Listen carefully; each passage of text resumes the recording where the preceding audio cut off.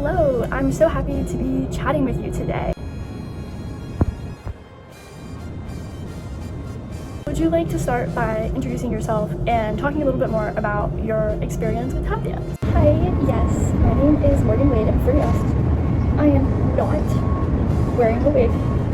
I started doing tap dancing when I was 3 years old, and I did it up until about age 11, where I took a break for a while, but then at age 14, I picked it back up until I graduated high school.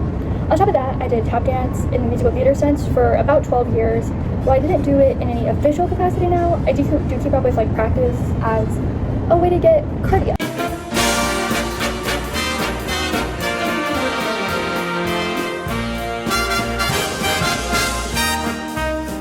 Yes, we've heard a bit about your experience doing tap. In just a minute, we'll pull up some pictures and videos for the people at home. Good night. How I hate going out in the storm.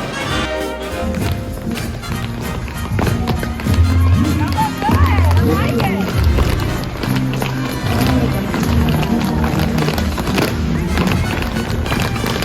Good times. So you mentioned having a long history with tap dance, but during that time, did you really have much information about the history of tap? As a whole, not really. I was taught about the origins of specific tap moves as I was taught them, but beyond that, none of the figures that were important to the style really came up. The only person I really remember learning about in dance class was Shirley Temple, because of course there were a group of little white girls tap dancing. Shirley Temple was going to come up in conversation, but I didn't ever really think to look into the origins of the style because I wasn't quite sure how that would impact the way that I danced. Looking back, that is an incredibly naive way of thinking, and I'm very glad to be more educated now, but my interest in tap history started with my interest in musical theater history.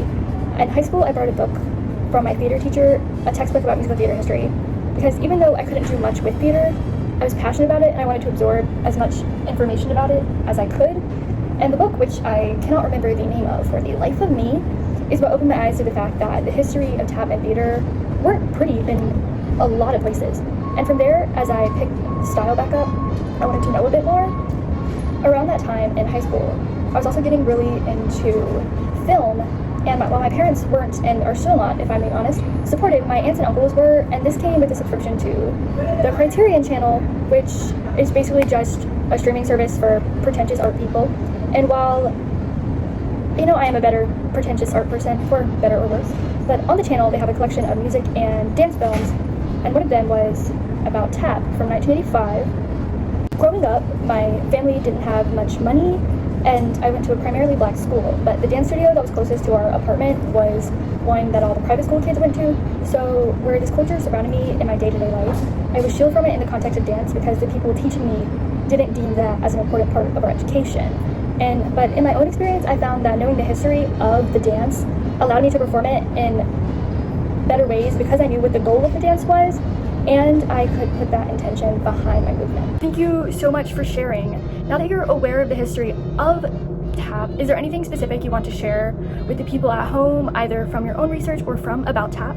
Yes, actually, tap really is considered to be one of the first true American art forms, being a combination of African ceremonial dances along with European dances like jigging and clogging. Up in New York City, when these groups mixed, a new dance form came out, tap. And tap is focused on rhythm and sounds in that way. When performing tap, people were in dialogue with one another through those rhythms and sounds.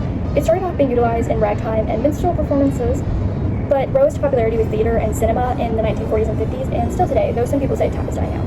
And though a lot of scholars consider the original form of what tap was, and musical theater and film tap to be two separate entities, just sort of offshoots. Wow, that's really interesting. Well, about your second question, my favorite person to watch in About Tap, the first time I saw it and a few times when I've gone back to watch it, is always Chuck Green.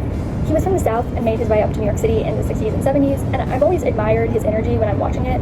He made doing difficult motions and moves look deceptively easy based on how little his movements were, but getting such fine movements so small takes a lot of skill, and it's always something that I've really enjoyed watching. The way he taps is real traditional tap dancing, and it's really fun to watch.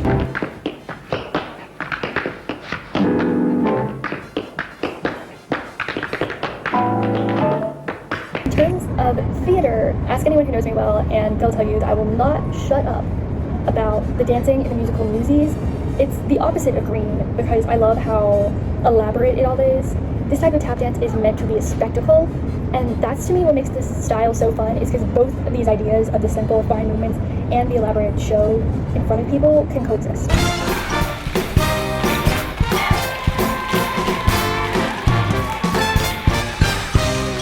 Thank you so much. Now, before I let you go, Morgan, I have one last question for you. You mentioned taking a break from tap, then going back to it. What drew you back to the style? Yeah, I initially left tap because my parents wanted me to focus on ballet technique, but when they saw how much I hated it, they let me switch back because why pay for me to do something that I don't want to do? And I have ADHD, so outside of tap, all of the activities I did were pretty fast-paced, so swim, theater, soccer.